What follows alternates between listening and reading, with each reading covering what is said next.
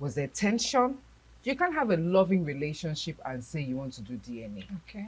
You can't. So, mean there's trust deficits, like Princess said.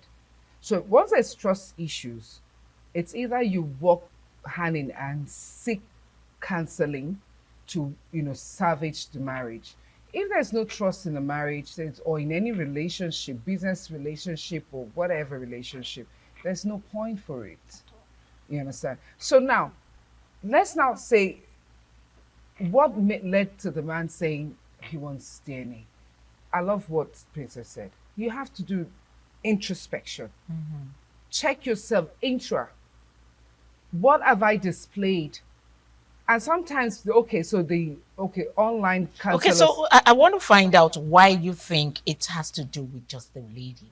Why That's didn't what I'm the going to- man, I mean, you were suspecting your wife.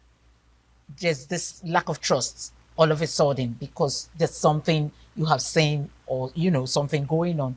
Why don't you sit her down? Why do you just come up and say, go do a DNA test? So it means that there's also the issue of context. What led to what? Is why I said there has to be a root cause analysis of what has led the man to make that demand. This is not exonerating the man at all. However, it's quite easy because as a woman, you know where you were before you met the man. You know at the time you met the man. You know if you went to see another man. So it's only the woman that can tell to a certain degree who the father of a her child is. or Yes. children. So but having said that, for the man to come to say, I want to do DNA, I love when Princess said, the man has sorted her consent. Means there's room for the solution. Why? And if you people are mature enough, emotionally intelligent enough to want to salvage a relationship, be mindful of the action you take, whether he does DNA or not. The products of that marriage are those children, Yes. and they're more important Important. than your ego or than whatever you're going through at the moment. So I would take that approach. I'll consider the mental health of my children as I consider the mental health of myself, not my ego, not my pride. Another thing I see there, it doesn't always have to be or do with the woman. At times it's the man. Maybe he has some medical issue.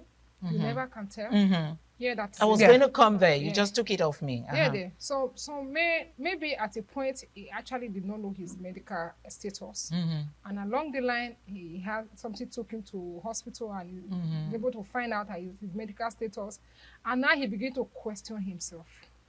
When did this start? When did I start being not be able to? Yeah. Are you getting it? So Absolutely. he has to now flashback. When he was a young man, some girls can just come and say, I'm pregnant for you. And, some men will say, I've got this pregnant, I've got a pregnant, I'm very fertile. There are some, they Not knowing that So he's loading the gun and somebody else is shooting Oh my God. somebody else is shooting it, and he's just loading empty catching. you understand?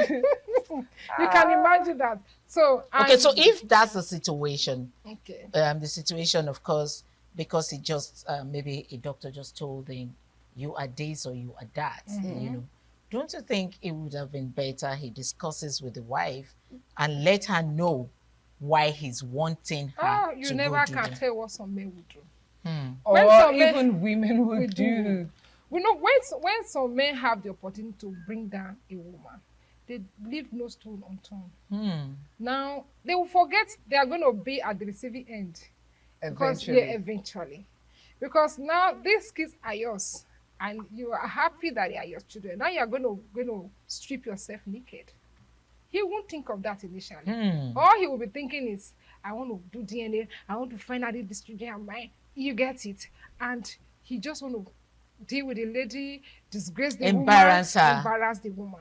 At that time, Brings us back to the issue of unhealthy relationship. So, but it's aftermath of the DNA that it will not dawn on him, like, what have I just done? That will be medicine after death. And if you have a woman that is very firm, that is where this claim is coming from.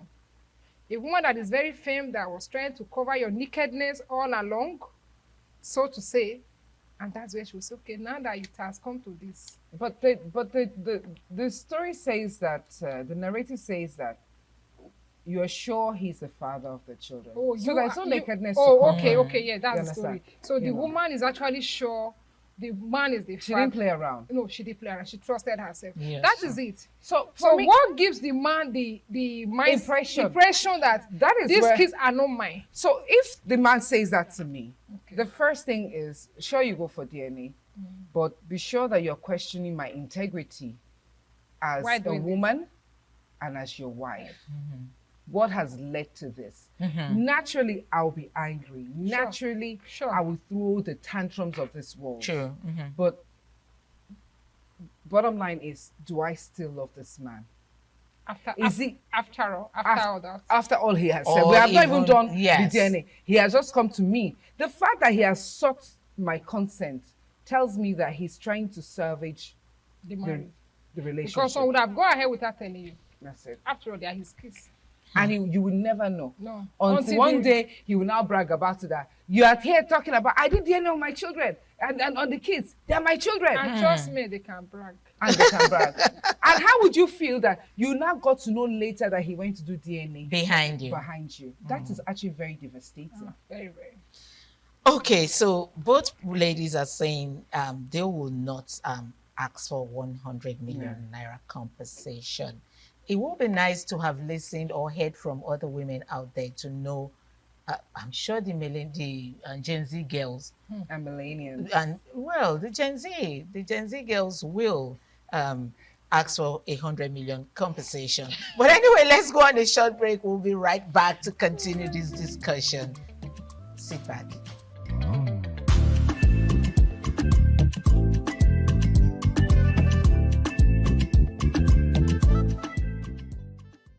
Welcome back. We're still here, WIC. We're still discussing the DNA.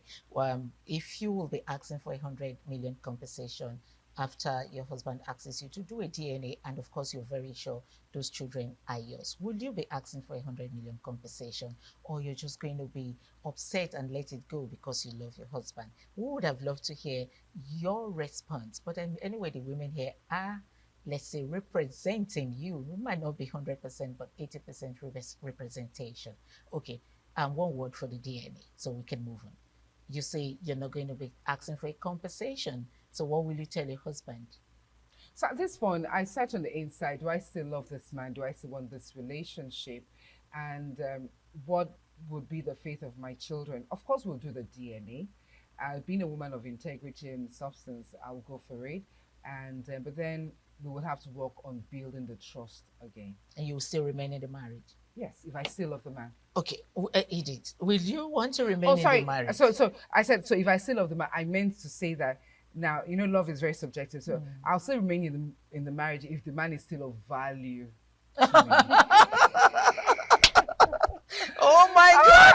If the man is still of value Nice. To you, if the man is still of value to do you understand? Ayo. You Yeah. put the upsets on one side. Side. Women learn to put the upset. Even me that I'm saying this, I'm teaching myself. Put the upsets on one side. Put it aside. Is this man of value? Is he a provider? Is he everything? So then I begin to check. You want to do your pros and cons. You know, this time you're going to put everything on the table and begin to tick. Yeah. Yeah. And this is the time for you to really have a reflection and begin to tick one by one. Are we doing this? Is this okay? Should we go ahead? Ladies, my, how do I say it? Anyway, let me leave it. Let me leave it at that, because you just got me when you said, I wasn't expecting that. When you said if the man is still of value to you. Yeah, at the end of the day. I wasn't expecting that. But anyways, let's move on, Edith. Do you want to conclude on the DNA thing? Would you still be with your husband? Would you want to keep your husband if he's still of a value, or if you still love him? Which one? Yeah, if there's still love in the marriage, it's a two-way thing. It's not just one way. Not whether I still love him. If he still love me and I still have some amount of love for him, it's workable. Okay. I can still be in the marriage. You But we can. have to talk. You can't still be in the marriage, but there must be a talk. There must be a discussion with coffee or, tea, as you might want to have. And he has to beg me, beg me well. Okay, so we're going to the 100 million naira thing because he has to beg. Is it just begging you? No, that's transactional.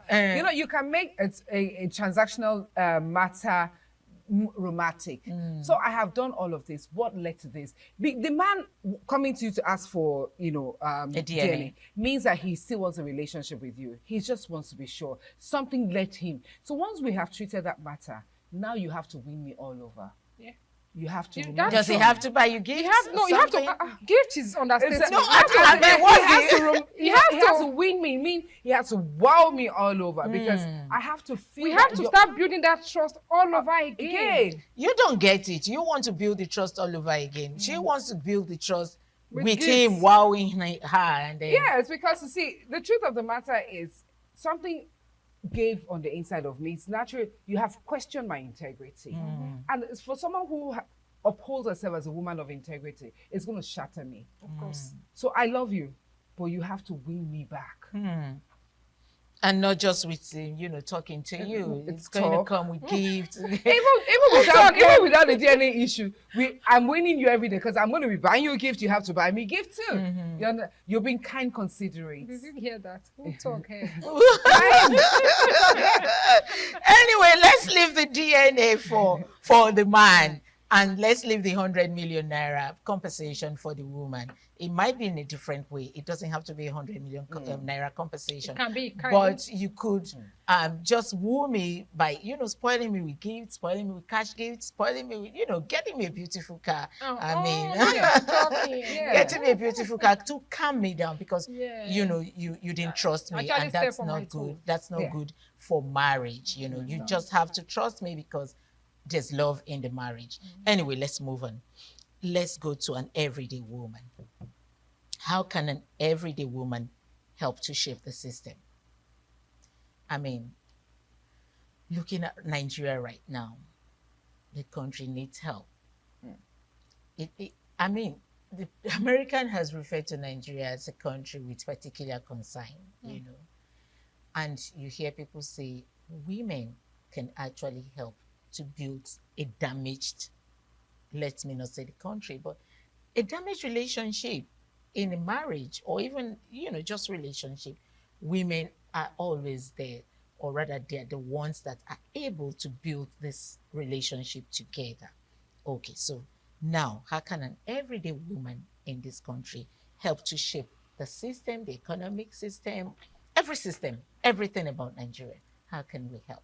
So I think I'm going to start first by identifying who the everyday woman is.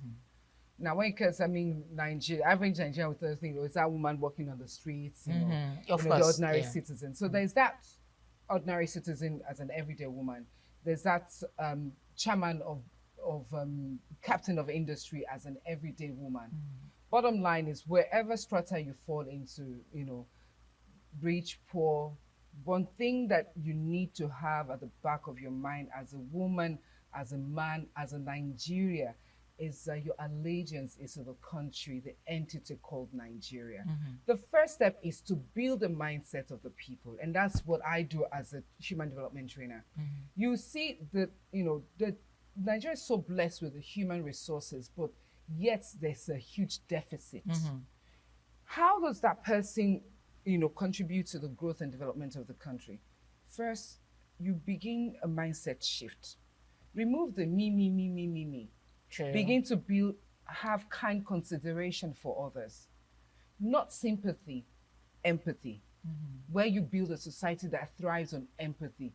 That captain of industry, that CEO of an organization, the employer of labor, are you kind? There's a difference between being nice and being kind. A lot of people put up the facade of niceness without being kind. They're slave drivers. You now have that. So put that on the other side. So on your day-to-day, are you a kind person? I saw Prince and I was like, oh wow, you're beautiful. True. God spent over time on you, and I remember the day I met you, it was like, wow, it was like love at first sight. True. Be kind. You can never underestimate the power of kindness. Your words. Your words, your actions. Be a person of integrity as a woman. Women will say, I'm doing this for my children. You steal because of the children. Would you be proud to have a thief as a child? You're promiscuous because of a child. Would you be proud to have a promiscuous child?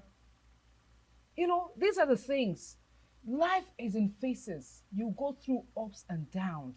But one thing is that the average woman, any woman, whether rich, poor, whether you're going through a downtime, you know, you're oppressed, you're feeling oppressed, you're depressed, you are at your high, have at the back of your mind that value. You must have that value for self. Your self-value as a woman, self-value as a daughter, wife, single woman, married, it doesn't matter. Importantly, see yourself as a representative of that family unit. They say, no woman, no nation. No woman, no nation. So when you see women do things that are wrong, it breaks my heart. My sisters, a few times I've been in the ladies, you're using the restroom, and I'm maybe by the water faucet washing my hands, and you see women, grown women, exit the toilet cubicle and leave without washing their hands. Yeah. A few times I've been like, oh, excuse me, and they're like, yeah, and I'm like, oh God, It is very important. God. that's something as basic as that. You must see yourself as a person of pride. You must feel the need to give account, not just to your family, to your establishments, to your community. Be part of the community where you live. You expect a better Nigeria. Do you expect Ogolese or Beninois to come and do it, fix us for us? Change starts from you. Yeah. So that's it. That's it for you. Edith, Wow, what is it explicit. for you? Explicit. Okay, everyday woman, how? Please, can I get the question again? Yes, how can everyday woman help to shape the system? Shape the society. We can do that in diverse way. She has just explained, you know, she delved into a different angle. You know, there are so many things we do. When you are a woman of integrity, there are certain things you should do to uphold that integrity.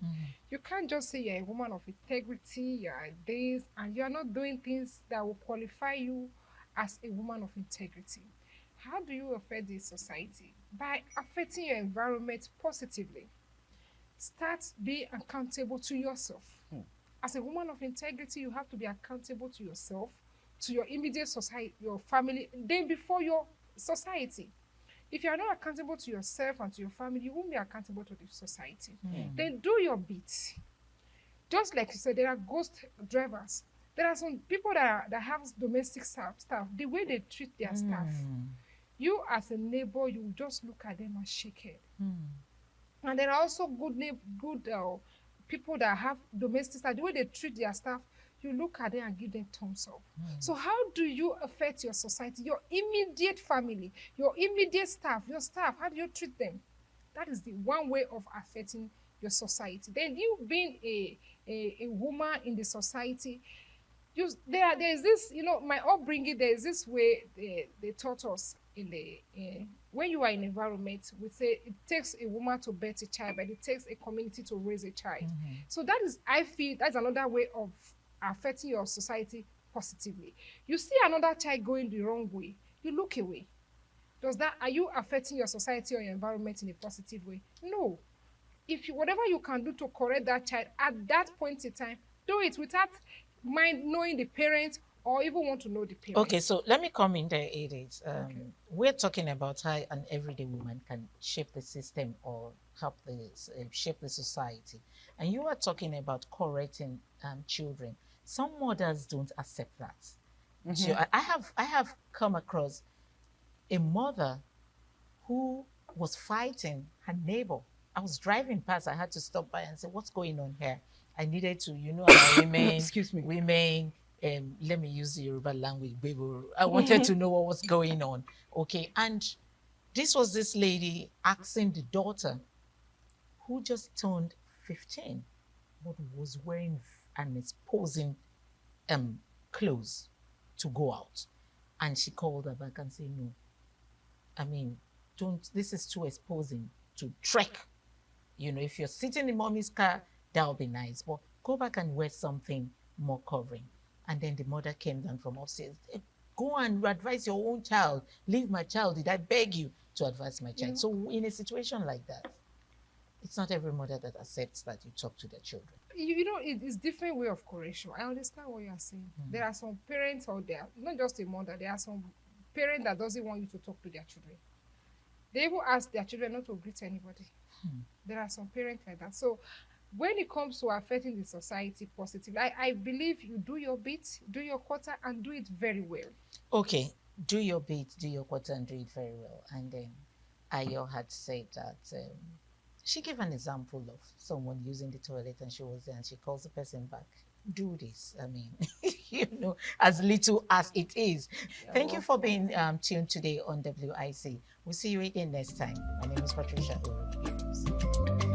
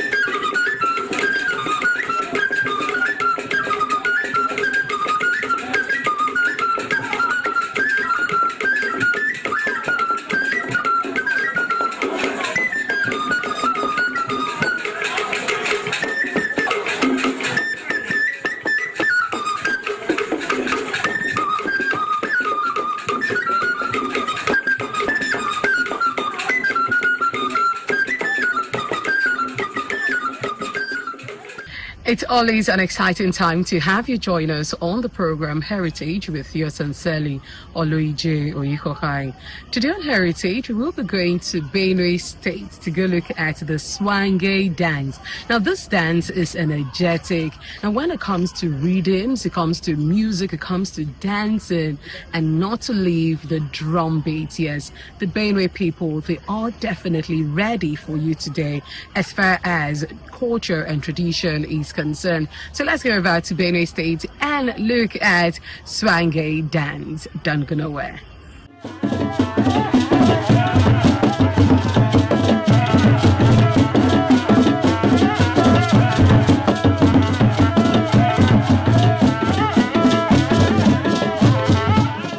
This is Swange dance, popular among the Thief people of Benue State.